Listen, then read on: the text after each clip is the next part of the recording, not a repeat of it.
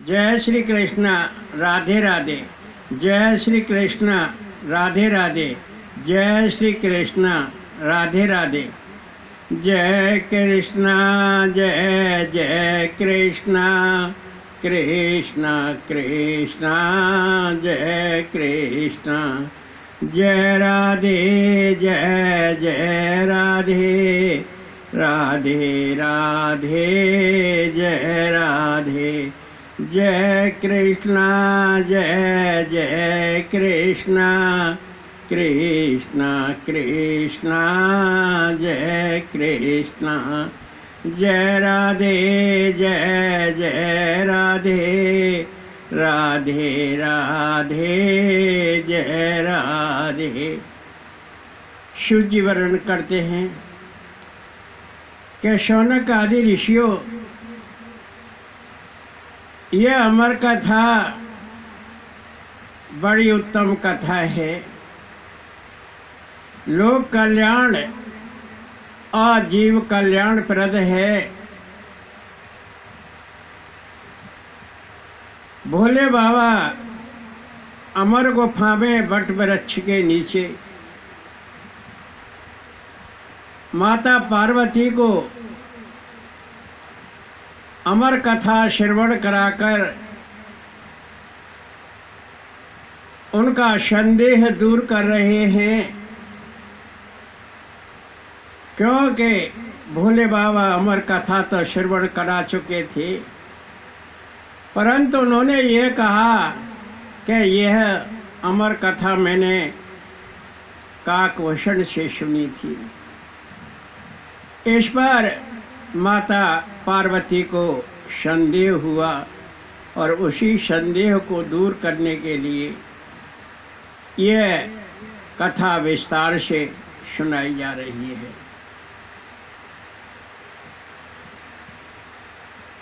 राम भक्तों, इस भगवत धाम में आपको यह विदित होना चाहिए कि इस समय 4 कथाओं का पारायण हो रहा है, अर्थात अमर कथा 4 जगह सुनाई जा रही है। एक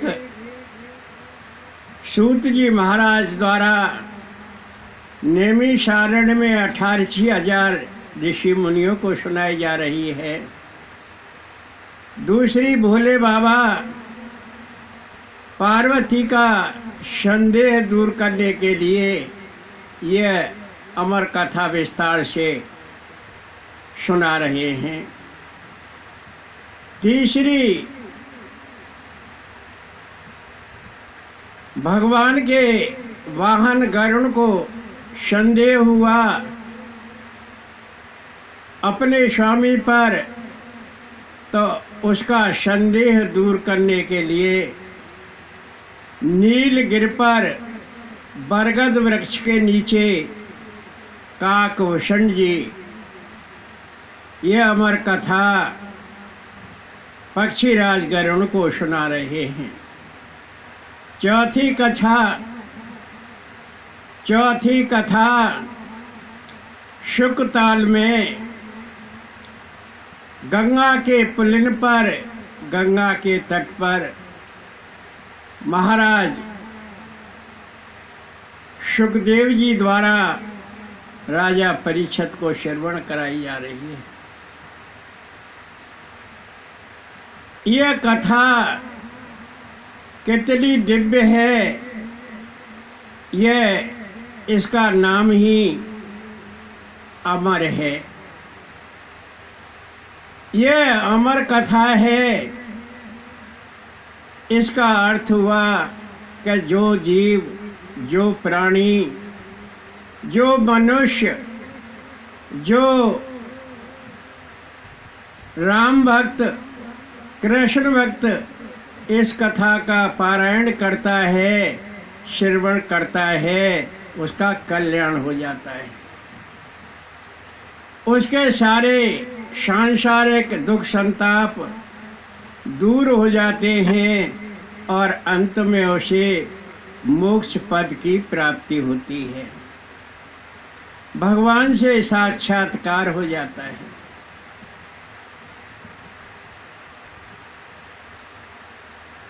काकभूषण ने कहा कि पक्षीराज गरुड़, मुझे काकभूषण को 27 कल्प बीत गए। इसका अर्थ हुआ कि ब्रह्मा जी के 27 दिन व्यतीत हो गए। ब्रह्मा जी का एक दिन एक कल्प कहलाता है और ब्रह्मा जी के एक दिन में 1000 चतुर्युग होते हैं।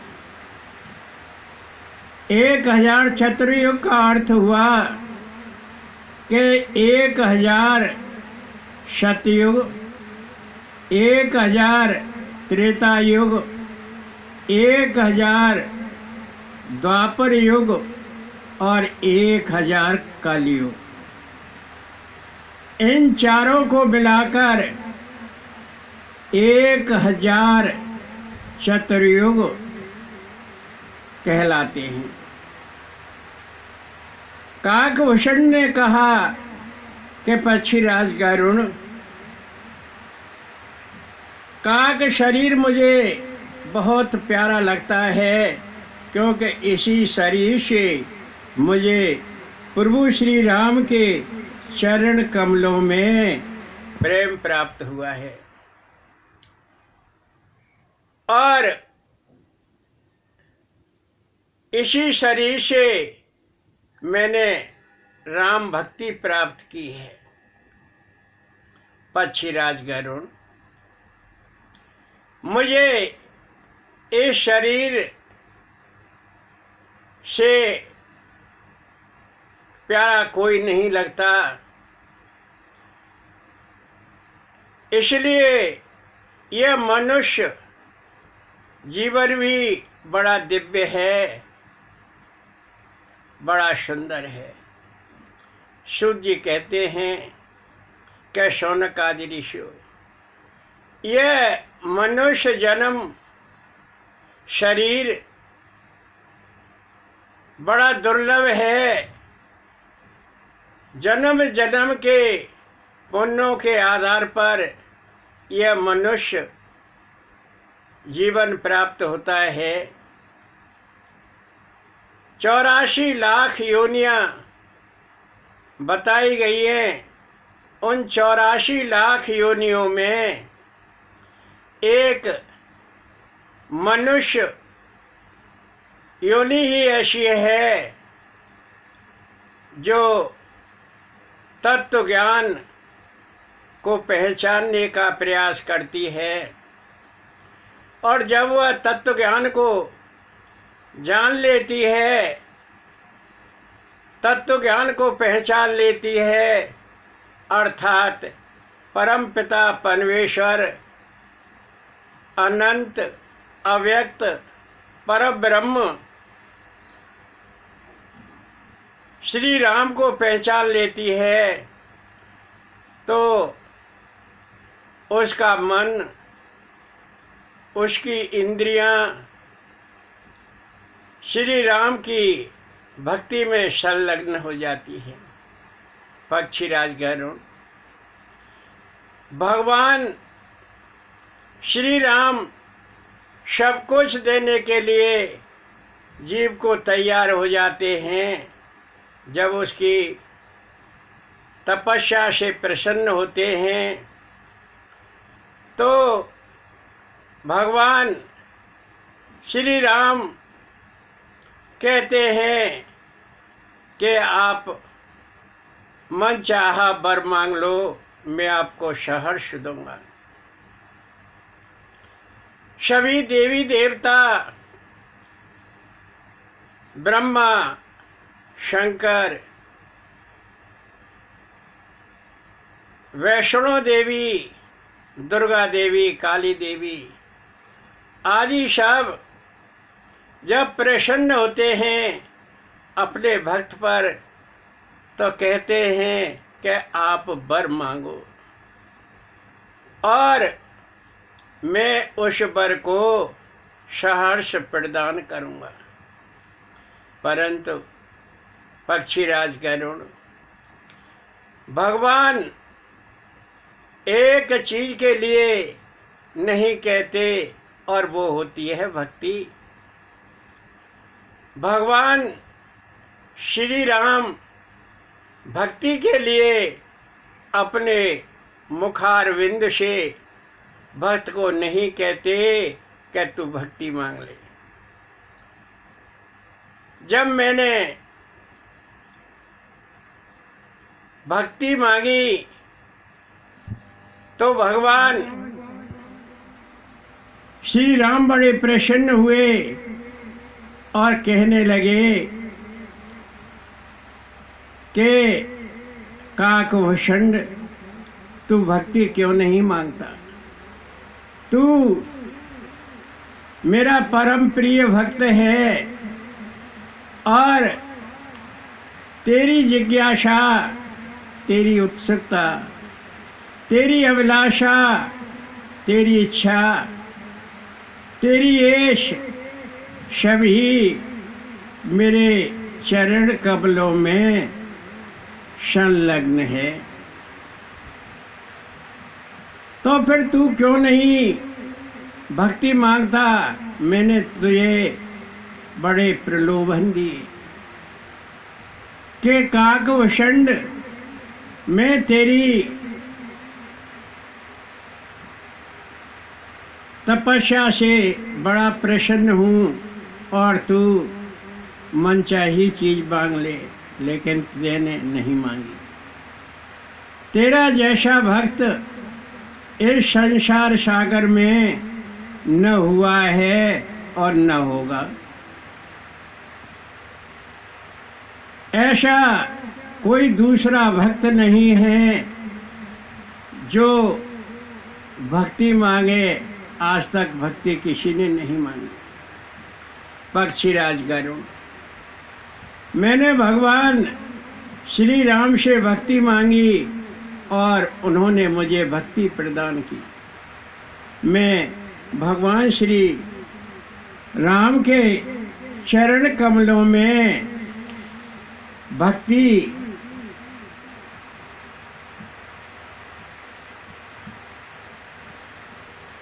का प्रसन्नता से पालन करता हूँ। इसलिए मुझे भगवान श्री राम के साक्षात दर्शन हुए।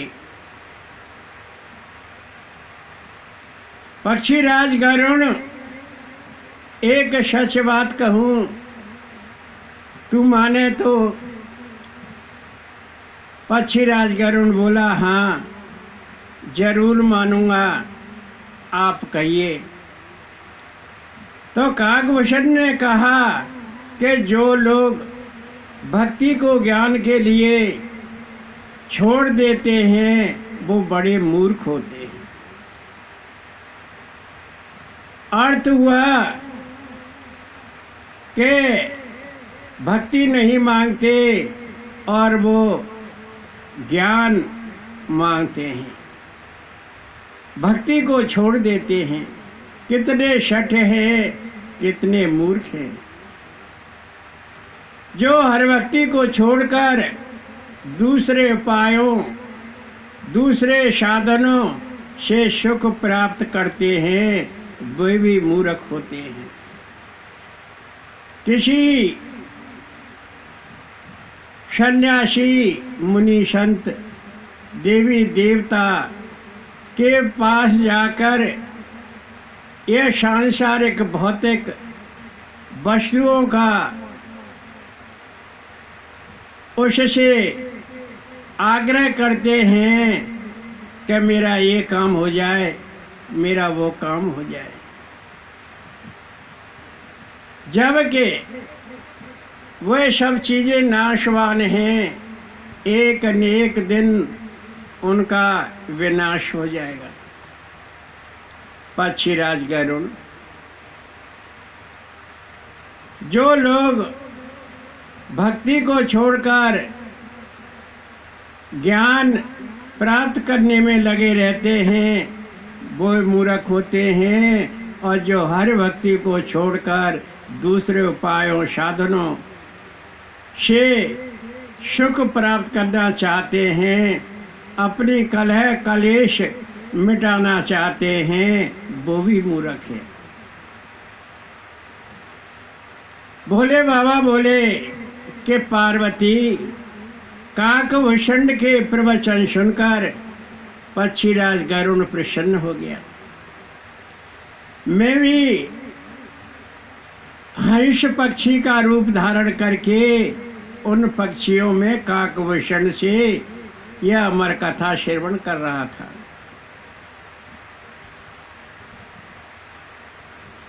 गरुड़ ने कहा कि काकभूषण जी, आपका प्रवचन सुनकर अब मेरा सारा संदेह, शोक, मोह, भ्रम आदि सब मिट गई।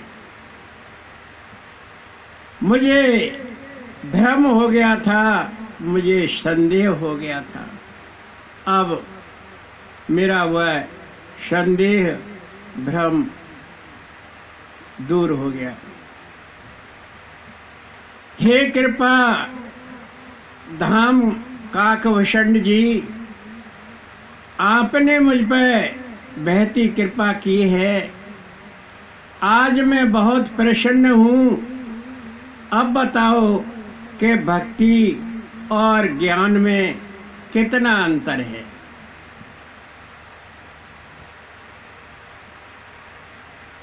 गरुड़ भी बड़ा ज्ञानी विज्ञानी है, भगवान का वाहन है।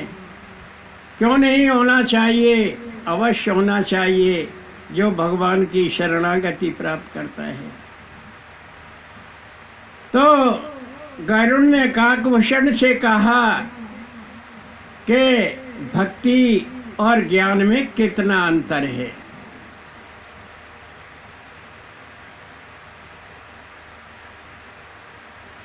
भोले शंकर बोले कि पार्वती देखी, हरि वाहन गरुड़ की जिज्ञासा और कौवा का पवित्र संज्ञान।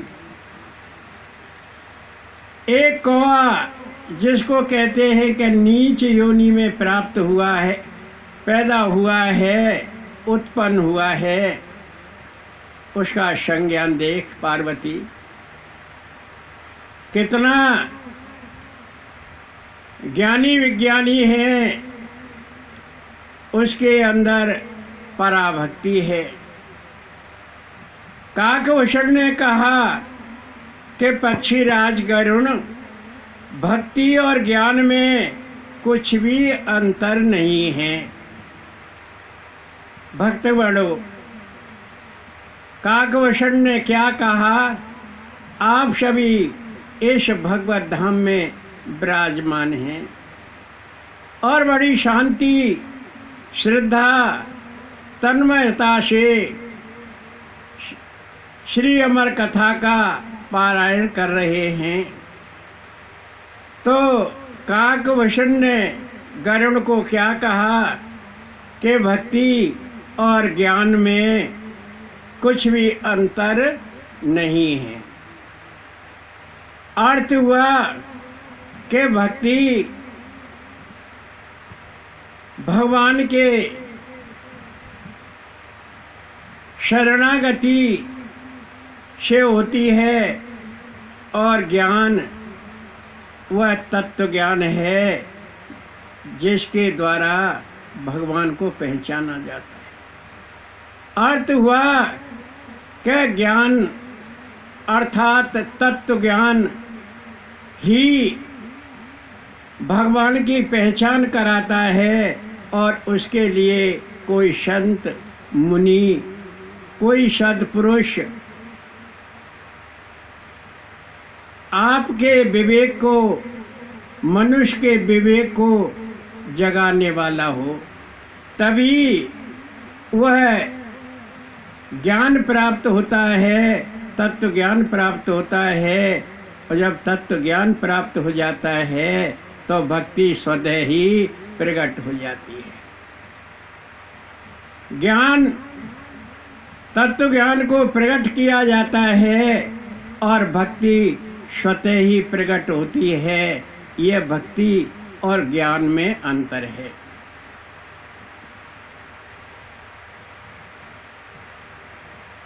आइए कुछ गुनगुना लेते हैं। एक वृक्ष की दो डाली, पर किस्मत जुदा जुदा है। एक वृक्ष की दो डाली, पर किस्मत जुदा जुदा है। एक वृक्ष की दो डाली, पर किस्मत जुदा जुदा है।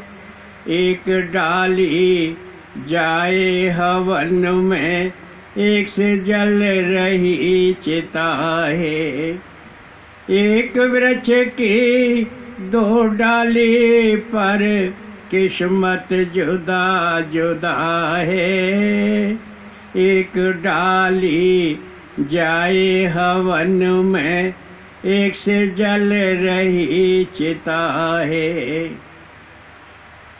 एक पत्थर के दो टुकड़े, पर संगत जुदा जुदा है। एक पत्थर के दो टुकड़े, पर संगत जुदा जुदा है। एक बन शंकर जी पूजता, एक सीढ़ी पर लगा है। एक पत्थर के दो टुकड़े, पर संगत जुदा जुदा है। एक बन शंकर जी पूजता, एक सीढ़ी पर लगा है। एक वृक्ष की दो डाली, पर किस्मत जुदा जुदा है। एक वृक्ष की दो डाली, पर किस्मत जुदा जुदा है। एक डाली जाए हवन में, एक से जल रही चिता है। एक पिता के दो बेटे, एक पिता के दो बेटे, पर किस्मत जुदा जुदा है। एक पिता के दो बेटे, पर किस्मत जुदा जुदा है। एक झूले पालने में, एक पत्ते पर पड़ा है।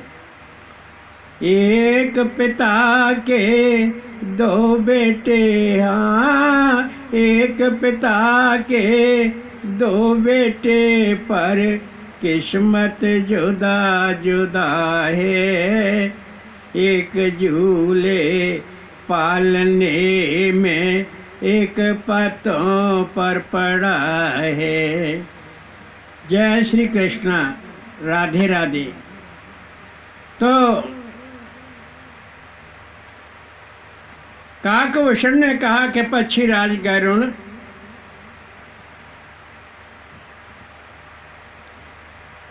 भक्ति और ज्ञान में कुछ भी अंतर नहीं है। ज्ञान भी तत्व ज्ञान है। भगवान की शरणागति प्राप्त करके तत्व ज्ञान प्राप्त होता है, और भक्ति भी भगवान की शरणागति प्राप्त करके की जाती है। हरिवाहन गरुण ज्ञान विज्ञान वैराग्य योग ये सब पुरुष हैं। ध्यानपूर्वक श्रवण कीजिए भक्तगणों, इस भगवत धाम में आप आए हुए हैं और क्या लेने के लिए आए हुए हैं? भक्ति। इस संपूर्ण अमर कथा का अर्थ है कि भक्ति प्राप्त करना। वक्ता का भी यही ध्येय है कि भक्तगणों को भक्ति किस प्रकार प्रदान की जाए, उनके मन को भक्ति की ओर किस प्रकार जागृत किया जाए। और राम भक्तों की भी जिज्ञासा यही है कि उस तत्व ज्ञान को कैसे जाना जाए। भक्ति तो स्वतः ही प्रकट हो जाएगी, भक्ति कहीं से आती नहीं है। भक्ति आपके हृदय कमल में विराजमान है और भगवान भी आपके हृदय कमल में विराजमान है, परंतु इसको जागृत करने वाला, आपके विवेक को जगाने वाला कोई संत होना चाहिए। संत किसको कहते हैं? जो दूसरों, जो सांसारिक वासनाओं का विनाश कर देता है और जीव के अंदर भगवान के प्रति प्रेम जागृत करता है, भक्ति जागृत करता है, वह संत कहलाता है। तो काकभूषण ने कहा कि पक्षीराज गरुण, हे हरिवाहन गरुण, ज्ञान विज्ञान वैराग्य योग ये सब पुरुष हैं। अर्थ हुआ कि ये पुरुष रूप हैं और पुरुष का प्रताप प्रबल होता है। जो पुरुष होता है उसका प्रताप प्रबल होता है। और पक्षीराज गरुण अबला माया स्वभाव से ही निर्बल और जन्म से जड़ अर्थात मूर्ख है। काकभूषण ने कहा कि अबला अर्थात माया स्वभाव से निर्बल और जन्म से मूर्ख है, जड़ है। वैराग्यवान एवं धीर बुद्धि पुरुष ही स्त्री को त्याग सकता है, न कि कामी पुरुष।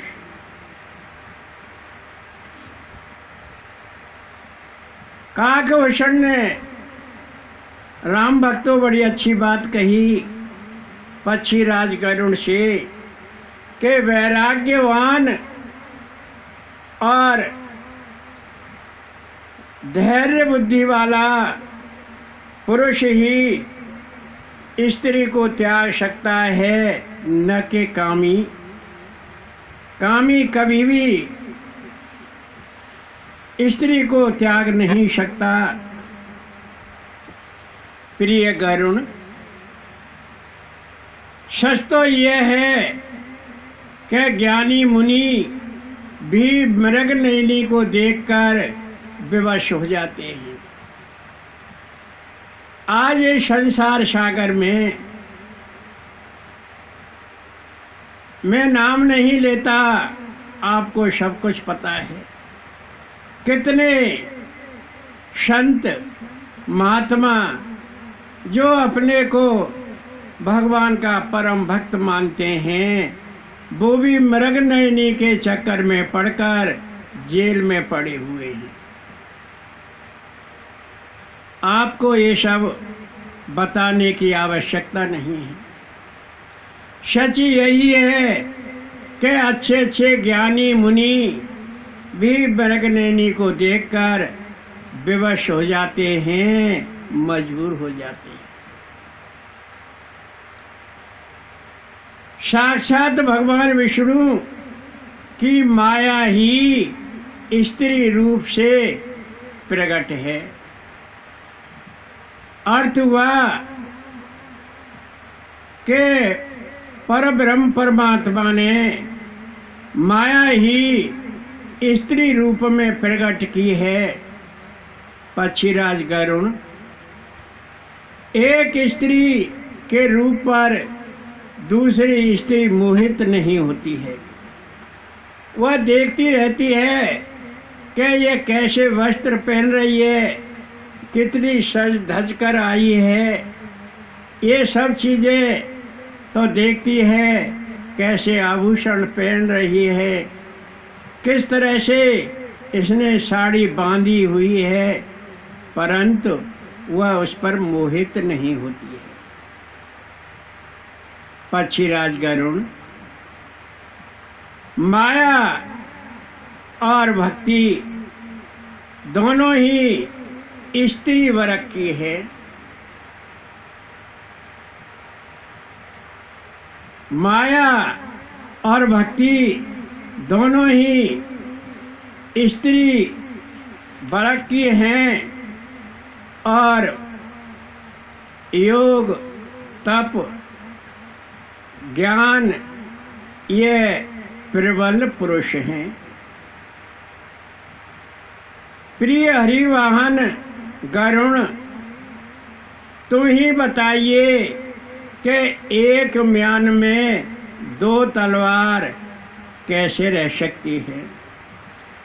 अर्थ हुआ कि माया और भक्ति दोनों ही स्त्री रूप हैं और वो एक जगह नहीं रह सकती।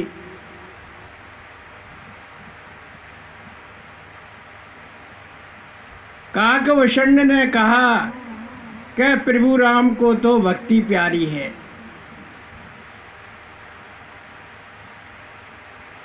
भगवत धाम में उपस्थित सभी राम भक्त ये अच्छी तरह से जान लें।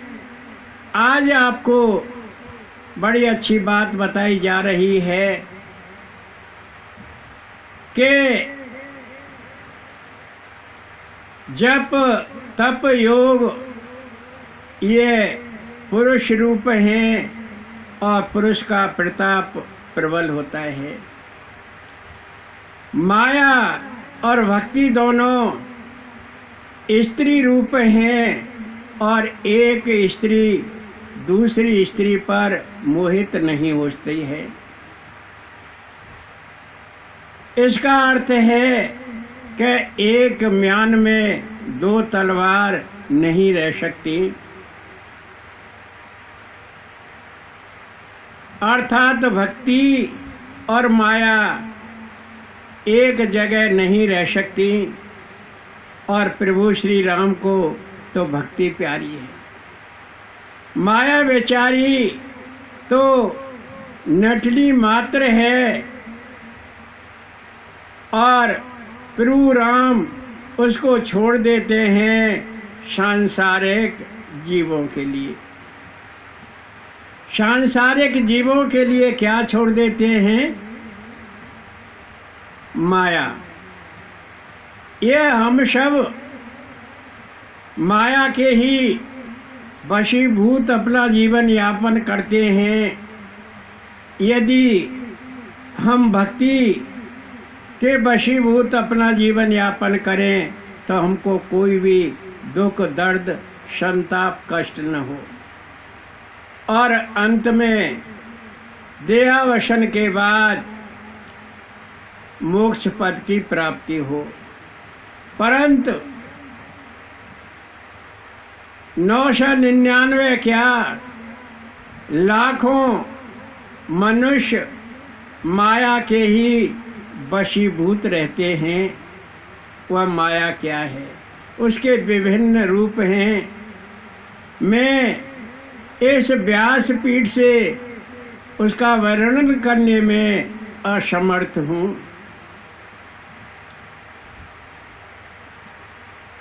जीव चाहता है कि मुझे पुत्र प्राप्त हो जाए, मेरा अच्छा घर बन जाए, 4 पहिए की गाड़ी मिल जाए, मेरे पास इतना धन हो जाए कि मैं बैठा खाऊं। पता नहीं क्या क्या इच्छाएं होती हैं, क्या क्या भावनाएं होती हैं, और उसी माया के इर्द गिर्द बेचारा मनुष्य घूमता रहता है, कोलू का बैल बना रहता है। कोलू का बैल आपने देखा है न, उसकी आंखों पर पट्टी बांध देते हैं और वो चलता रहता है। वह समझता है कि स्वामी मेरे पीछे है, मुझ में डंडा मारेगा। उसका सारा दिन आँखों से पट्टी बांधकर चलते चलते बीत जाता है। उसे कब खाना मिलेगा, कब उसे पानी मिलेगा, ये तो कुछ पता ही नहीं। उसी प्रकार यह सांसारिक जीव माया के वशीभूत रहता है। स्त्री पुत्र धन मान सम्मान में लगा रहता है कि मुझे किस प्रकार इस संसार में यश प्राप्त हो, परंतु वह भक्ति नहीं करता, भगवान श्री राम की शरणागति में नहीं जाता। प्रभु राम माया को सांसारिक जीवों के लिए छोड़ देते हैं और भक्ति को अपने पास रखते हैं। प्रभु राम भक्ति के विशेष सन्निकट एवं अनुकूल रहते हैं। इसी कारण माया उससे अत्यंत डरती है। क्या अर्थ हुआ कि माया भक्ति से डरती है। जहाँ भक्ति होती है वहाँ माया नहीं फटकती, क्योंकि भक्ति श्री राम के पास होती है और जहाँ राम होते हैं वहाँ माया नहीं होती है। भगवान श्री राम त्रिगुण रहित, माया रहित और काल रहित है। वहाँ इनका किसी प्रकार का प्रभाव नहीं होता है। इसलिए जहाँ भक्ति होती है वहाँ माया अपने कदम नहीं रखती है। भक्ति को देखकर माया सकजा जाती है और उससे ईर्ष्या डाह करने लगती है। स्त्री स्वभाव है। स्त्री का ऐसा ही स्वभाव होता है कि वो एक सुंदर आभूषित नारी को देखकर सकजा जाती है और उससे डाह ईर्ष्या करने लगती है, उसे जलन करने लगती है। यही माया का स्वभाव है, क्योंकि माया और भक्ति दोनों स्त्री वर्ग की हैं। माया भक्ति को देखकर उसे ईर्ष्या करने लगती है, जलन करने लगती है। पक्षीराज गरुण, विज्ञानी मुनि संपूर्ण सुखों की खान भक्ति की ही याचना करते हैं। दिन रात भगवान के नामोच्चारण में लगे रहते हैं कि मुझे किसी प्रकार भक्ति प्राप्त हो जाए। पक्षीराज गरुड़, प्रभु राम का यह रहस्य गुप्त मर्म भेद जल्दी और आसानी से कोई भी नहीं जान पाता है। इसके लिए बड़े बड़े दृष्टांत, उदाहरण और बड़ी बड़ी कथाएं भक्त को श्रवण कराई जाती हैं, जब कहीं प्रभु श्री राम का तत्व ज्ञान समझ में आता है। और जो भक्त प्रभु श्री राम के तत्व ज्ञान को जान लेता है, उसको मोह नहीं होता है। वह इस सांसारिक माया जाल से छूट जाता है। ये आपको भक्ति और ज्ञान का अंतर बताया। काकभूषण ने कहा कि भक्ति और ज्ञान में कुछ भी अंतर नहीं है। फिर भी काकभूषण ने भक्ति और ज्ञान का तत्व विवेचन किया। अपने विवेक के द्वारा किस तरह ज्ञान को, तत्व ज्ञान को परिभाषित किया और भक्ति और माया का भी अंतर किस तरह से समझाया। अब आपकी समझ में आ गया कि भक्ति और माया किस प्रकार जीव के लिए कल्याणकारी और सुखकर होती है। जब जीव माया को छोड़ देता है और भक्ति को प्राप्त कर लेता है, तो भगवान की शरणागति प्राप्त हो जाती है। जब जीव को भगवान की शरणागति प्राप्त हो जाती है, तो वह भगवान का हो जाता है और भगवान उसके हो जाते हैं। आइए एक भजन गुनगुना लेते हैं। मेरा कोई न सहारा बिन तेरे, गुरुदेव सामरिया मेरे। मेरा कोई न सहारा बिन तेरे, गुरुदेव सामरिया मेरे। मैंने जन्म लिया जग में आया, तेरी कृपा से नर तन पाया। तूने दिए जनतार घनेरे, मेरा कोई न सहारा बिन तेरे। गुरुदेव सामरिया मेरे, मेरा कोई न सहारा बिन तेरे।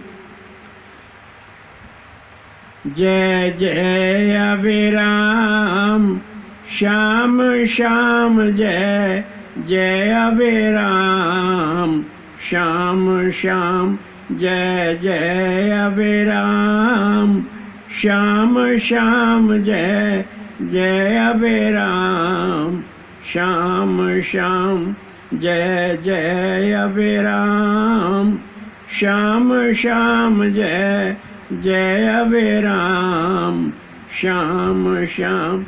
मुख अभिराम करणे अभिराम, मुख अभिराम करणे अभिराम। नासिका अभिराम आदर अभिराम, जय जय अभिराम श्याम श्याम, जय जय अभिराम श्याम श्याम, जय जय अभिराम श्याम श्याम, जय जय अभिराम श्याम श्याम। जय श्री कृष्ण। राधे राधे। जय श्री कृष्ण। राधे राधे।